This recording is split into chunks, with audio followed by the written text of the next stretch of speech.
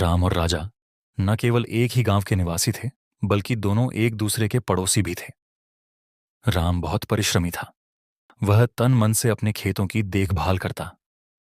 फलस्वरूप अच्छी फसल हो जाती थी। खाने पीने से जो अनाज बच जाता, उसे बेचकर उसने एक छोटा सा खपरेल घर भी बनवा लिया। वो किफायतदारी से खर्च करता और अपने सरल जीवन से संतुष्ट रहता था। राजा उससे अलग था। वह एक ओर परिश्रम से कतराता था तो दूसरी ओर जेवर पर बहुत खर्च करता था। परिणाम स्वरूप उसे कर्ज लेना पड़ा। यहां तक कि उसे अपना खेत भी बेच देना पड़ा। उसकी बूढ़ी मां हमेशा बीमार रहती थी। उसकी पत्नी उसे सदा कोसती रहती थी और बात बात पर ताना देती रहती थी।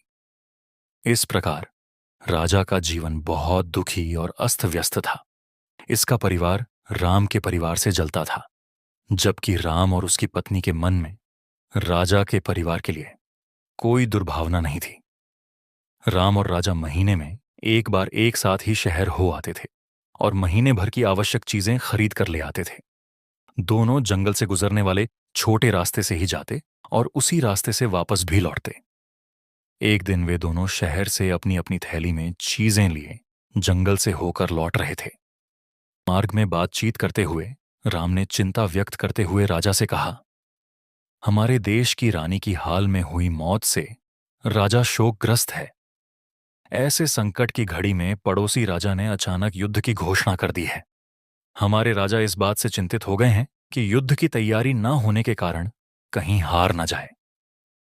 इस पर राजा ने हंसते हुए लापरवाही से कहा, राज सिंहासन पर कोई भी राजा बैठे हमें क्या लेना देना। हमें तो हर हालत में अपनी थैली खुद ही ढोनी पड़ेगी और जंगल के रास्ते से पांव घसीटते गांव जाना पड़ेगा। इस काम से हमें कोई राजा मुक्ति नहीं दिला सकता। राम ने राजा की बात का कोई उत्तर नहीं दिया और चुपचाप चलता रहा। यद्यपि श्रावण का महीना था, फिर भी आसमान में बादलों का नाम निशान नहीं। दिन का तीसरा पहर था, लेकिन धूप में बहुत गर्मी थी। राम ने पुनः बात छेड़ते हुए राजा से कहा, चलो तुम्हें देश की कोई चिंता नहीं है, पर यह तो बताओ कि हमारे गांव पर इंद्रदेव इतने क्यों कुपित हैं कि 2 वर्षों से कहीं काले बादल दिखाई नहीं देते। राजा ने राम की इस बात को भी गंभीरतापूर्वक नहीं लिया और बड़ी बेरुखी से कहा, तेरे पास अपना खेत है, इसलिए वर्षा के लिए तुम परेशान हो। मेरा क्या यहां वर्षा नहीं हुई तो कहीं और जाकर किसी का खेत जोत लेंगे। जब वे दोनों जंगल की पगडंडी से गुजर रहे थे, तब राजा के एक रिश्तेदार ने उसे पैदल जाते हुए देखा। वो गाड़ी से सफर कर रहा था। उसने राजा को आवाज देते हुए ने कहा, गाड़ी में एक सीट खाली है, जल्दी आ जाओ। बुरा ना मानना राम को। ये कहते हुए राजा गाड़ी में बैठकर चला गया। राम अकेला ही जंगल से गुजर रहा था। तभी रास्ते पर टूटकर गिरी पेड़ की एक शाखा से वह अचानक टकराकर औंधे मुंह गिर पड़ा और अचेत हो गया। उसकी थैली की चीजें जमीन पर बिखर गई। जब उसे होश आया तब गोधूली का समय हो रहा था। उसने अपनी बिखरी हुई चीजें एकत्र करके थैली में डाल ली। तभी उसे वहीं पर तांबे की बहुत पुराने जमाने की एक अंगूठी मिल गई। उसने वह अंगूठी अपनी एक उंगली में पहन ली और घर की ओर चल पड़ा। अचानक उसकी दृष्टि सामने के 2 वृक्ष गुच्छों के बीचों बीच एक देदीप्यमान भव्य इमारत पर पड़ी। वह इस मार्ग से परिचित था और इस जंगल में वृक्षों के अतिरिक्त कभी उसने कोई इमारत नहीं देखी थी। इस अद्भुत दृश्य को देखकर वो अवाक रह गया। वो समझ नहीं सका कि यह चमत्कार कैसे हुआ। उसने अपने सिर से गठरी उतारकर नीचे रख दी और खड़ा होकर एक तक उसी दमकते भवन को देखता रहा। तभी उसने अंगूठी वाली उंगली में दर्द महसूस किया। उसने पहली उंगली से उसे निकालकर दूसरी उंगली में डाल ली और फिर भवन को देखने के लिए जैसे ही उसने नजर उठाई तो वह भव्य भवन अब दिखाई नहीं पड़ा। उसके आश्चर्य का ठिकाना नहीं रहा। दूसरी उंगली में अंगूठी बदलने से तो कहीं वह भवन अदृश्य हो गया। ये सोच अंगूठी को पहली उंगली में फिर से धारण कर लिया। सचमुच अब फिर से वही देदीप्यमान भवन प्रकट हो गया। अब उसे विश्वास हो गया कि अमुक उंगली में अंगूठी धारण करने पर ही यह भवन प्रकट होता है। अब उसके मन में उस भव्य भवन के अंदर जाकर देखने की इच्छा पैदा हुई। उसने सोचा कि जो भवन बाहर से इतना अद्भुत है, वह अंदर से तो और भी दिव्य होगा। इसलिए वह सावधानी से डरते डरते भवन के मुख्य द्वार से अंदर पहुंचा। सामने के कक्ष में तीन अति सुंदर यक्षमालाएं हंसती हुई आपस में बातें कर रही थीं।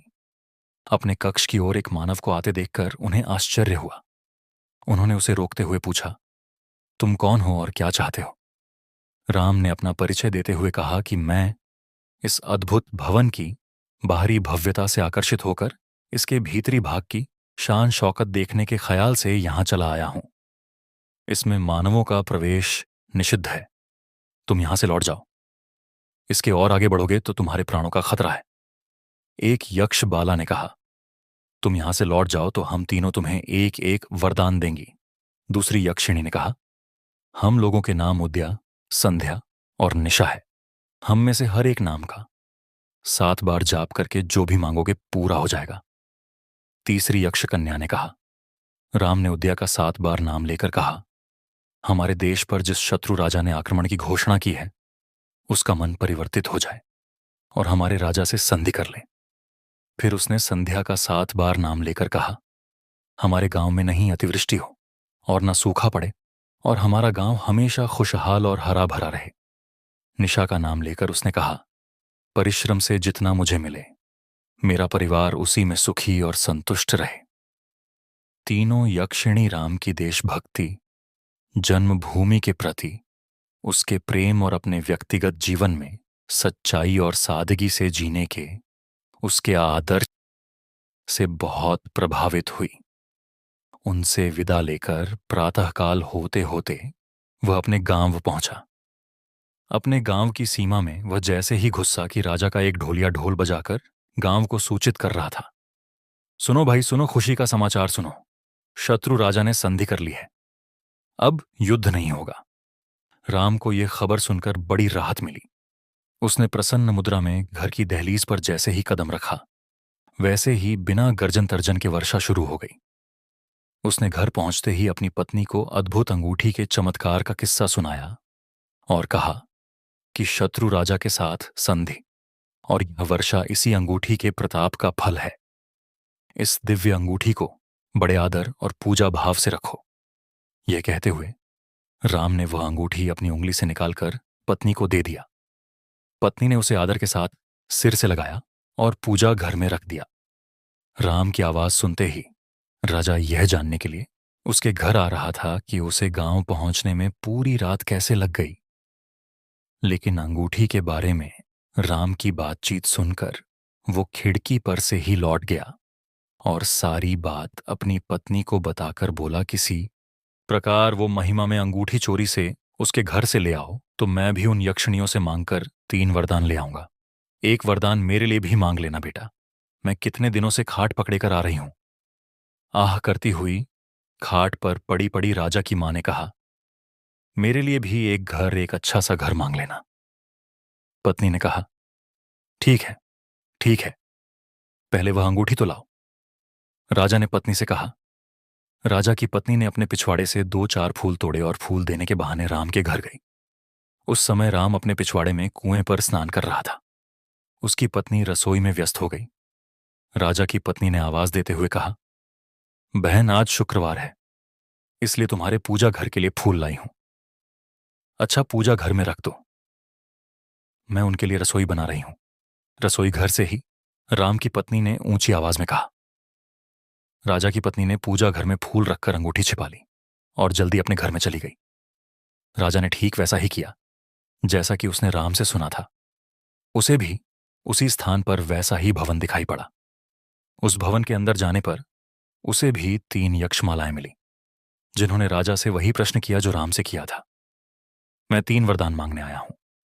उत्तर में राजा ने कहा। यक्षिणी राजा की मनोवृत्ति और बातचीत से सच्चाई भांप गई। तब उनमें से एक ने कहा, हम सब तुम्हें वरदान दे देंगी किंतु तांबे की अंगूठी हमें वापस कर दो। किंतु हम अपने घर पर मां और पत्नी के साथ मिलकर वरदान लेना चाहते हैं। वरदान लेने की प्रक्रिया वही है, न कि आप तीनों के नाम 7-7 बार लेकर वरदान मांगे। आप बस यही बता दें, अंगूठी हम अवश्य वापस कर देंगे। हां यही, तीनों ने एक साथ तनिक खिन्न स्वर में कहा। बस जिस काम से आया था वह पूरा हो गया। इतना कहकर उसने यक्षिणियों को अंगूठी वापस कर दी। अंगूठी उन्हें देते ही यक्षिणियों के साथ वह भवन अदृश्य हो गया। फिर भी राजा खुश था।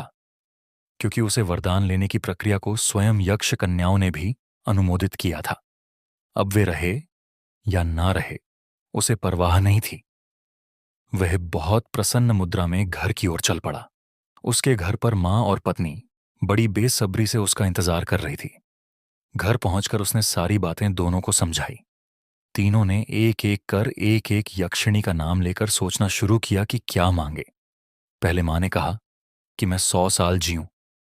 रात दिन बीमार रहने वाली सास की सेवा करते करते बहुत तंग आ गई थी।